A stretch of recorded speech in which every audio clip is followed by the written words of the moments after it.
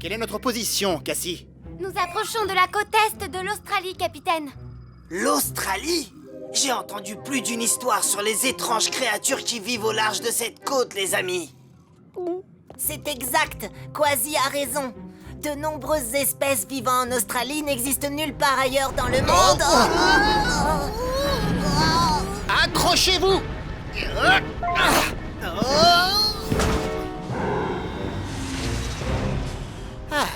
Tout le monde va bien? Ça va. Tout va bien, capitaine. Oui, ça va aller. Ça va, capitaine, sauf que cet exercice n'était pas prévu. Cassie, que s'est-il passé? Eh bien, nous sommes passés devant l'embouchure du fleuve Brisbane, capitaine. Il y a eu beaucoup de précipitations ces derniers mois, ce qui a provoqué une crue et créé un courant très fort qui se jette dans l'océan. Et il entraîne sur son passage les créatures qui vivent dans le fleuve. Ces poissons ont besoin de notre aide. Kwasi, déclenche l'octo-alerte. Octonautes, au bassin de lancement.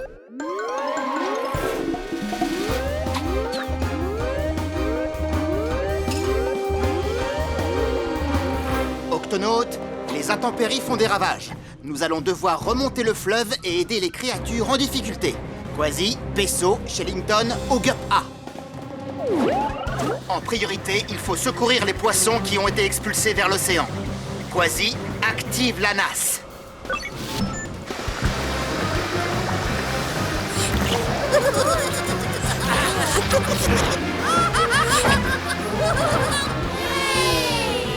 Maintenant, en direction du fleuve.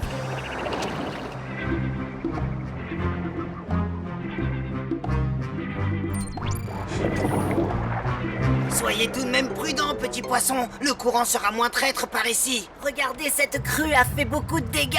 Il doit y avoir d'autres créatures qui sont prises au piège. Octonautes, allons les secourir.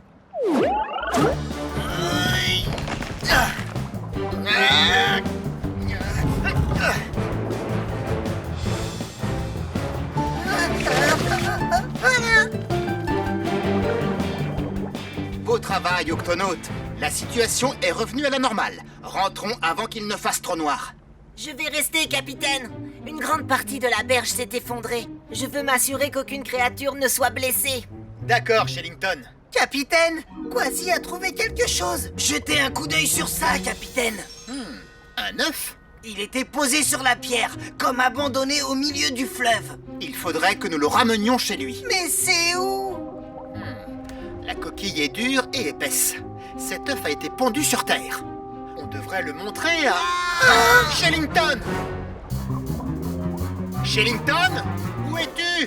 Par ici, capitaine.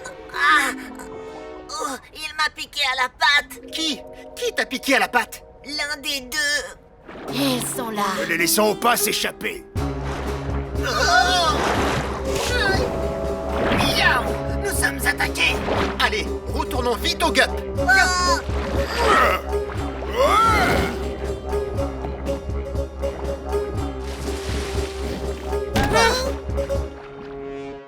Que s'est-il passé, Shellington? Deux créatures ont surgi de nulle part et l'une des deux m'a piqué à la patte. Oh. Mais qui sont-elles? Elles ont un bec, des griffes et aussi... Oh non! Par la barbe de mon grand-père, c'est un couple de monstres, des monstres au bec de canard. Des monstres au bec de quoi? Du calme, Kwasi. Ce sont d'étranges créatures visqueuses. On dit qu'elles se cachent dans les fleuves d'Australie comme celui où nous sommes. Leur corps est recouvert d'une fourrure marron et leurs mâchoires remontent jusque sur leur front. Mi-reptiles, mi-mammifères, nous pourrions les confondre avec une chimère pourvue de pieds palmés, de griffes acérées et d'une queue de dragon. Et pour couronner le tout, sur la partie antérieure de leur tête se dresse un aiguillon tout en or digne d'une licorne. Cette piqûre est l'œuvre d'un monstre aquatique au bec de canard. Peu importe qui l'a piqué, Kwasi. La blessure semble sérieuse. Comment tu te sens, Shellington? Pas très bien, capitaine. Courage, Shellington. Je vais vite te remettre d'aplomb. Il me faut ma trousse. Capitaine, j'ai dû la laisser tomber. Elle est là-bas. Avec les monstres aquatiques au bec de canard. Peso, tu vas nous attendre dans le Gup et tu prendras soin de Shellington. Kwasi, toi et moi, nous allons récupérer la trousse de secours de Peso. Oh, j'allais oublier. Ensuite, j'essaierai de savoir à qui appartient cet œuf et nous le remettrons dans son milieu naturel. Bonne chance, capitaine, et faites vite! Oh. Et c'est alors que cette effrayante créature s'est avancée vers moi en faisant claquer ses terribles mâchoires. Clac, clac, clac, miaou! J'ai pas raison, capitaine? Capitaine? Quasi, Pesso, venez jeter un coup d'œil. Qu'est-ce que c'est? Nom d'une méduse, nous avons un gros problème. Ce sont les graines d'un palétuvier rouge qui tombent de la mangrove. Ces graines prennent racine dans les baies aux eaux calmes. Et alors, c'est quoi le problème, Moussaillon? Toutes ces graines sont en train de dériver beaucoup trop loin en mer. Elles ne pourront pas se développer à une telle profondeur. Exact. Et s'ils ne se développent pas, elles vont faire défaut à la forêt de mangrove, car ce sont elles qui protègent le littoral. C'est compris. Nous devons faire quelque chose. Ne vous en faites pas, capitaine. Je sais exactement quoi faire. Je vais aller ramasser toutes les graines et les replanter. C'est beaucoup de travail. Tu vas avoir besoin d'aide. Lumière! Votre attention, les végétaux. Shellington vous attend au bassin de lancement. Apportez vos outils de jardinage avec vous. Lumière!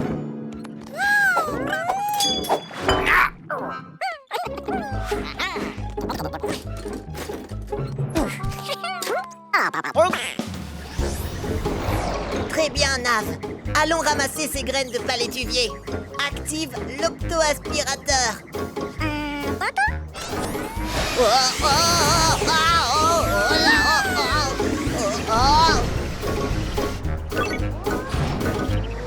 Ah, c'est mieux comme ça.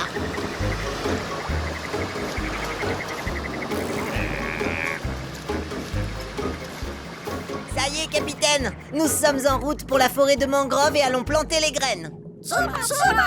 Bonne chance, Shellington. Préviens-nous si tu as besoin d'aide. Ça ira, capitaine. On va régler ça en un rien de temps. Lumière!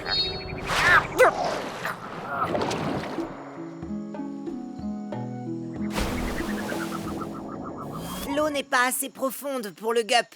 Nous irons donc à la nage. Et hop là!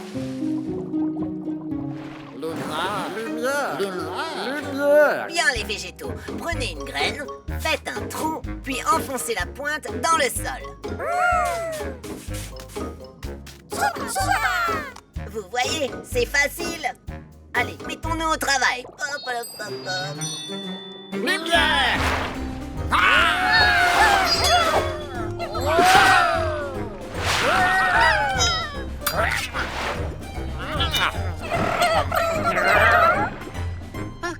Tu me reçois, Shellington? Comment se passe la mission? Très bien, ça avance bien, capitaine. Je vous l'ai dit, tout est parfaitement sous contrôle. N'est-ce pas, Nav? Nav? Capitaine, je crois bien que nous avons un petit problème. Lequel, Shellington? Les végétaux, ils ont disparu. Cassie, déclenche l'octo-alerte. Octonautes, au bassin de lancement.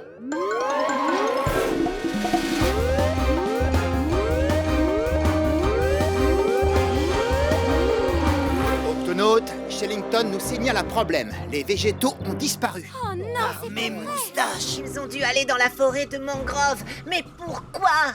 Je ne sais pas, mais où qu'ils soient, nous les trouverons. Quasi, Pesso, Ogupc. Tweak, ouvre l'octo-écoutille. À vos ordres, capitaine.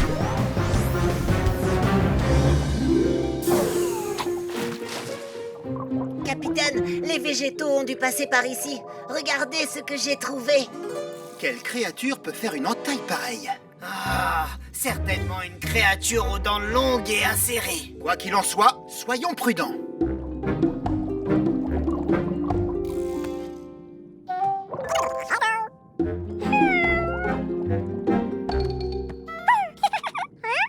Alors, petit moussaillon? Oh, Nav! Oh, je suis tellement contente de te voir. Nous avons retrouvé tous les végétaux sains et saufs. Mais pourquoi êtes-vous venu vous cacher ici? Ils ont été attaqués par une créature très rapide, avec de grandes dents pointues. Ah, j'en étais sûr. Créature aux dents acérées, montre-toi. Oh, du calme, Quasi. Écoutez, attendez ici le temps que j'aille jeter un coup d'œil.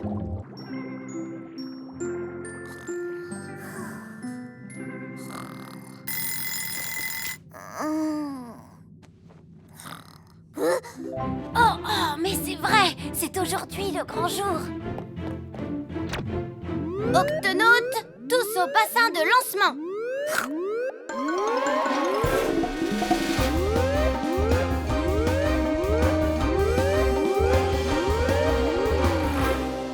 Octonautes, Tweak a prévu quelque chose d'exceptionnel aujourd'hui. C'est exact. Aujourd'hui, nous allons faire la première révision du GUP X. Une révision? Mais pourquoi le réviser? Nous devons nous assurer que chaque pièce du GUP X fonctionne correctement. J'ai apporté la liste des points que nous allons tester. Je ne trouve pas que ce soit exceptionnel. Ça le sera parce que ces tests auront lieu dans la zone de minuit, Quasi. La zone de minuit, ça c'est exceptionnel. La zone de minuit est la partie la plus profonde de l'océan. Cela peut être très dangereux. Si le GUP X fonctionne bien dans ces eaux, il fonctionnera partout. Tout à fait. Alors, capitaine, qu'est-ce qu'on attend pour y aller? Octonautes, exécution. Très bien. Le premier point, tester les chenilles ventouses. Attention, accrochez-vous. Il n'y a pas un moyen plus sûr de tester les chenilles ventouses? Non. Chenilles ventouses, vérifiées. Nous entrons dans la zone de minuit. Phare automatique, vérifié. Testons les feux de secours. Appuyez sur ce bouton, capitaine. Appuyez encore une fois. Oh! Oh! Waouh! Mes moustaches! Incroyable! Des sources hydrothermales. Capitaine, vous avez eu un freinage brutal. Est-ce que tout l'équipage va bien? Tout va bien, Cassie. Mais jette un œil à ça. Caméra, vérifiée. Nom d'une méduse! La fumée noire qui sort de ces sources hydrothermales est de l'eau extrêmement chaude, suffisamment pour faire fondre le GUP. Soyez prudent, capitaine. Merci, Shellington. Ah, nous sommes très proches, Tweak. Est-ce que le GUP X tient le coup? Les moteurs fonctionnent encore. L'ordinateur de bord aussi. La coque est en bon état. Et elle résiste très bien à la chaleur. Bien. Éloignons-nous le plus possible de ces sources hydrothermales pour continuer l'inspection.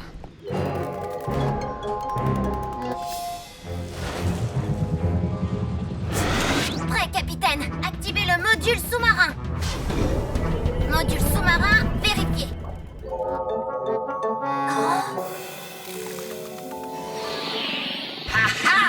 L'octoski fonctionne très bien, Tweak. Qu'est-ce qu'il y a, Moussaillon? On dirait que tu as vu un fantôme des mers. J'ai cru voir une forme informe. Allez, viens, Quasi. Retournons à l'intérieur du GUP.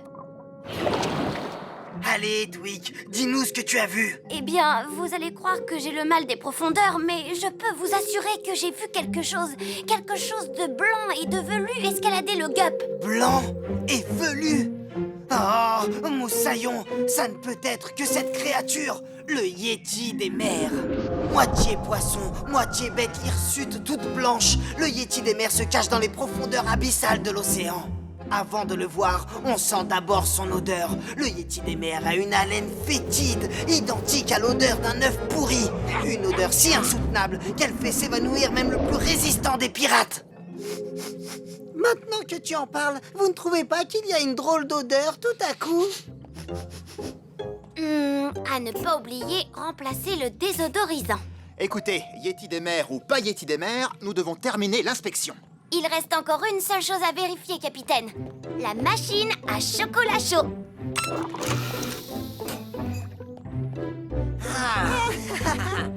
Alors?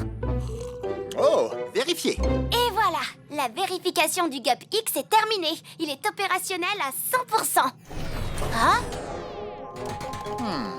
Je crois que nous avons un passager clandestin. Oh, ça sent comme a dit Quasi. Oh, miaou! Le Yeti des mers me tient! Je ne suis pas un Yeti des mers, je suis un crabe Yeti. Et je m'appelle Klaus. Un crabe Yeti? Qui que tu sois, Moussaillon, tu ne sens pas très bon. Un peu comme des œufs pourris.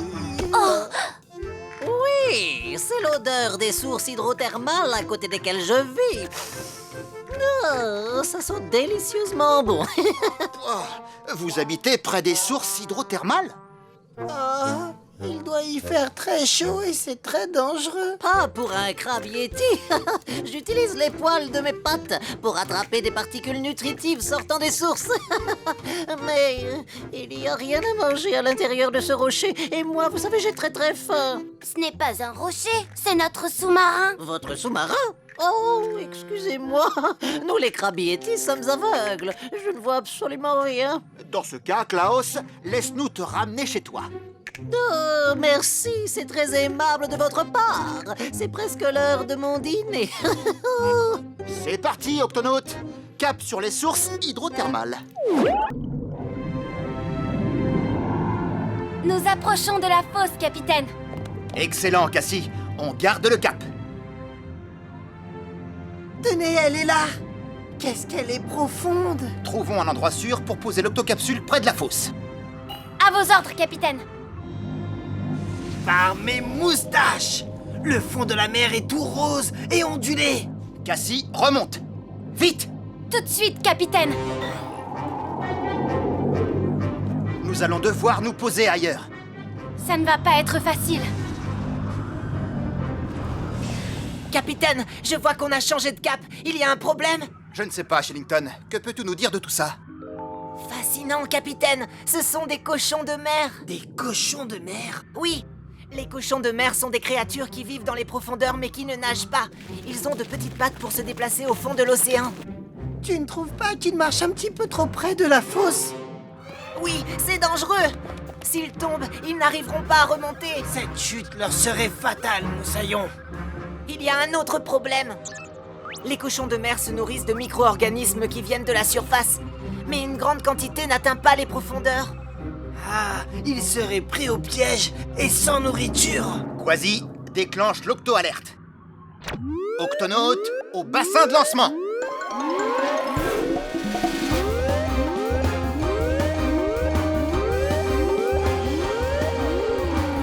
Octonaute, nous avons repéré un groupe de cochons de mer qui se dirigent vers la fosse. On doit les arrêter avant qu'ils ne tombent dans ce piège. Pour cette mission, nous utiliserons les gups A, B, C, D et E. Octonaute, on passe à l'action!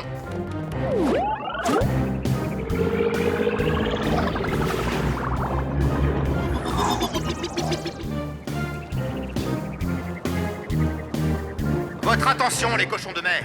Vous devez faire demi-tour. Vous marchez tout droit vers... Nourriture, miam miam, bonne nourriture. Non, vers une fosse très profonde. Si vous continuez dans cette direction, vous risquez de...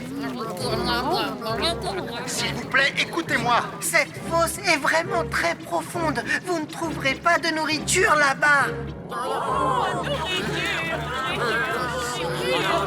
Ils ont dit nourriture? Mais bien sûr, je sais.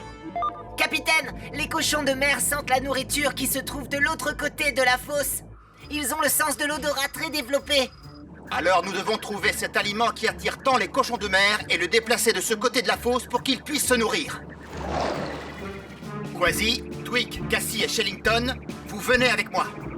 Vaisseau, tu restes ici et tu surveilles les cochons de mer. À vos ordres, capitaine. Arrêtez! Il n'y a pas de nourriture par là. C'est sûrement ça que sentent les cochons de mer. Comment peuvent-ils avaler ce truc vert tout gluant? C'est du varech en putréfaction qui tombe de la surface. Pour eux, c'est une nourriture saine. C'est peut-être bon pour eux, mais en tout cas, ça sent très mauvais. Je suis pas mécontent de porter un casque. Ah, capitaine, ça va nous prendre un temps fou de ramasser tout ce varech. Capitaine, il se rapproche dangereusement du bord de la fosse. Vous devez faire vite.